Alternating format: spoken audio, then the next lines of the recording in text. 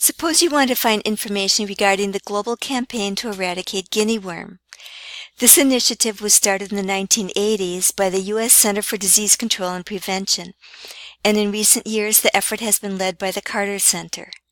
You'll find good information on this topic in PubMed or Web of Science, but you may also want to search the Global Health Database, since much of its content is not found elsewhere. To access Global Health, click on the green Research Databases button on the Dana Medical Library homepage, and you'll find it listed under General Databases. When you bring up the database, click on the Advanced Search link, and then click on the link for the thesaurus in the middle in the upper toolbar. This will open it up in a new tab. It is actually a separate database, much like the MeSH database is separate from PubMed. The advantage of using a thesaurus term is that it will pick up all articles on that concept, regardless of spelling variations or synonyms, thus streamlining the search process. So we'll generate one set for the concept of guinea worm or guinea worm disease, and a second set for the concept of eradication, and then we'll combine them. So let's start out by finding the appropriate subject term for the organism guinea worm. Enter the two words, and before you click on that orange arrow, click on the drop-down for Results Format and select Terms plus Hierarchy, and then click Go. In the middle box, click on the Show Relationships link. And here you'll see that the preferred term is actually the scientific name for the organism, Dracunculus medinensis, but that you can actually search on both of the terms.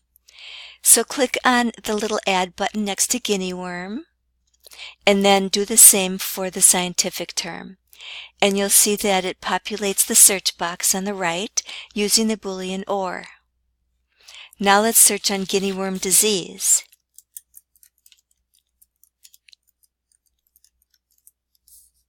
And change the results format to Terms plus Hierarchy. And then click the orange arrow. And click on Show Relationships. And here you see the preferred term is dracunculiasis, and that we can add both terms. So click on the little Add button for guinea worm disease, as well as the more scientific name. And then before you click Go, just review your search statement as it stands now, just to make sure that it makes sense. And then click on Send to CAB Direct. It'll open up a new tab showing your complete search statement as well as the number of results that you brought up. And then go back to the CAB Thesaurus tab, and now clear the search on the right because now you want to run a search for eradication. So enter that term, change results format to Terms plus Hierarchy, click Go, click Show Relationships, and here you'll see that although there's not a direct match, disease control is a good option. So let's first add the term eradication to the search box on the right, and then click on the term disease control and add that term to the box on the right. And then to be extra thorough, we can edit the search box. So let's add the Boolean operator OR, and then we're going to search on the term eradicate in quotes. And click Send to Search, or Send to CAB Direct. So again, you can review your search statement and see that you obtained results.